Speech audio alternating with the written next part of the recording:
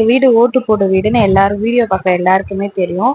இந்த வாட்டி சம்மர் ரொம்பவே கஷ்டமா இருந்தது. ரொம்ப வெயில் அடிச்சு உடம்பெல்லாம் வந்து பாத்தீங்கன்னா வேர்க்குரு வந்துருச்சு. என் தங்கச்சிக்கு ரொம்ப பாவம் கை ஃபுல்லாவே இதுவாயிடுச்சு. ஸோ அதனால எதனா பண்ணலாம், தற்சமைக்கு நம்மளுக்கு கொஞ்சமாவது ஸ்டேபிளா இருக்கிறதுக்காக எதனா பண்ணலான்ட்டு பெட்ரூம்ல மட்டும் அப்பா ப்ளோர் போட்டாரு.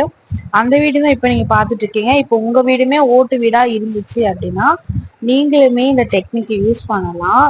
அந்த பெட்ரூமுக்கு மட்டுமே நாங்க ப்ளோர் போட்டுட்டு இருந்தோம். 2 ப்ளோர் கரெக்டா போடும் போது அன்னைக்குன்னு பார்த்து சரியான மழை பெஞ்சிச்சுன்னா கண்டிப்பா வீட்டுல வந்து அங்கங்க ஹோல்ஸ் இருக்கும். அந்த ஹோல்ஸ் வழியா தண்ணி வீட்டுக்கு வர ஆரம்பிச்சிருச்சு. லைட்டா சொட்ட ஆரம்பிப்போம். அதே மாதிரி வந்துருச்சா, கரண்ட்டும் போயிடுச்சு. நைட்டு வர 10 மணி ஆயிடுச்சு வந்தது கரண்ட். பட் ஆனா லோ வோல்டேஜ்ல போயிட்டு இருந்துச்சா.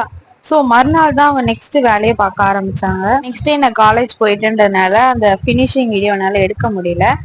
அதுக்கப்புறம் நான் காலேஜ்ல இருந்து வந்ததுக்கு அப்புறம் பார்க்கும்போது சமையல் சூப்பரா இருந்துச்சு.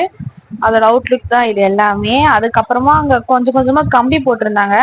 அந்த இடத்துல என் தங்கச்சி என்ன பண்ணா, கீச்சன் எடுத்து மேல மாட்டி விட்டுட்டா. இதுக்கு பிளைனா இருக்கு, நம்ம ஸ்டிக்கர் ஒட்டலான்னு இருக்கோம். அதையும் கண்டிப்பா ஒட்டி நாங்க வீடியோ போடுறேன்.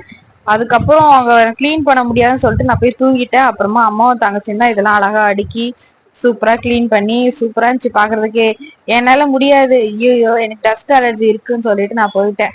அவங்கதான் போவோம் கஷ்டப்பட்டு எல்லா வேலையுமே பண்ணி வச்சிருந்தாங்க. எனக்கு ரொம்ப பிடிச்சிருந்துச்சு. கொஞ்சம் லைட்டா ஒரு இப்போ 80% நம்மளுக்கு வந்து அனலா இருந்துச்சு அப்படின்னா இப்போ ஒரு 50% கொஞ்சமா நம்மளுக்கு கொஞ்சமாவது லைட்டா கூலிங்கா இருந்தாலும் அதுவே போதும். ஸோ அந்த மாதிரிதான் இருக்கு. அப்புறமா ஏசி போட்டுக்கலாம் அப்படின்ட்டாச்சு.